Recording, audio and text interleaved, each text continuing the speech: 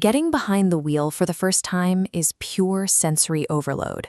You're merging into a fast, complex stream of multi-ton vehicles, and the volume of information to process can feel paralyzing. We tend to look at experienced motorists and assume they possess some innate talent, a sixth sense that makes them naturally good at this. They don't. What they actually have is a system. We call it the Safe Drive Protocol. It is a rigid 5-step process based on anticipation, spatial awareness, and adapting to the environment around you. Internalizing this mechanical process provides a beginner with the predictable framework needed to navigate traffic with composure. Safety and survival are determined before the engine even turns over. You start with an external inspection. Check your tire pressure and look under the carriage to ensure there are no fluid leaks. Inside, you configure your ergonomics. Adjust the seat so your feet reach the pedals without stretching, and align the headrest directly behind your skull to prevent whiplash injuries.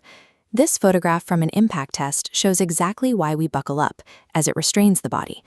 Wearing a seatbelt reduces the risk of severe crash injuries by 50%. Next, look at this vector graphic showing a car's vision cones. Notice the gray wedge-shaped zones projecting from the rear left and right. These are your blind spots. Angle your side and rear view mirrors geometrically to minimize these hidden areas. Securing these pre-drive parameters establishes your baseline. They dictate your physical ability to react to any future variable on the road. Once you're moving, 2 absolute rules govern your baseline. Maintain left side lane discipline unless you are actively overtaking, and strictly adhere to the posted speed limits. This split-screen diagram illustrates the foundational law of defensive driving, the 2-second rule. On the left, we see a safe 2-second trailing gap. On the right is a dangerous tailgating gap that strips away your braking time. When you do need to move laterally, you follow a mandatory sequence.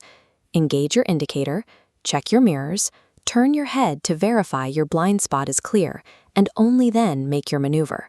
Every one of these spatial calculations relies on your reaction time. Driving under the influence of alcohol completely destroys that vital reaction time, making it an absolute lethal prohibition. Managing your space and signaling your intent creates a buffer of predictability, allowing you to absorb the mistakes of others without becoming part of them. But watching the bumper of the car directly in front of you isn't enough. You must practice active hazard perception. Continuously scan the deep horizon and your peripheral zones for incoming threats. You also need to recognize the hierarchy of vulnerable road users. Pedestrians, playing children, and cyclists are highly exposed. They possess absolute right-of-way, meaning you must exercise extreme caution near crosswalks and schools. Looking away from the road to check a mobile device causes catastrophic cognitive blindness. Notice how the pedestrian stepping into the periphery becomes a blur. This specific distraction is the apex cause of modern traffic collisions. True driving happens with the eyes and the mind. If your mind is diverted, the vehicle becomes an unguided projectile. You also have to factor in the weather. Rain and fog physically degrade your tire traction and visibility. When the weather turns, your immediate response must be to reduce your speed and double your following distance. This graphic exposes to high beam fallacy. Using high beams and fog reflects intense light directly back into your eyes. By switching to low beams, the light cuts underneath the weather layer, illuminating the road safely. The environment dictates your rules of engagement. You cannot force dry weather habits onto wet weather conditions.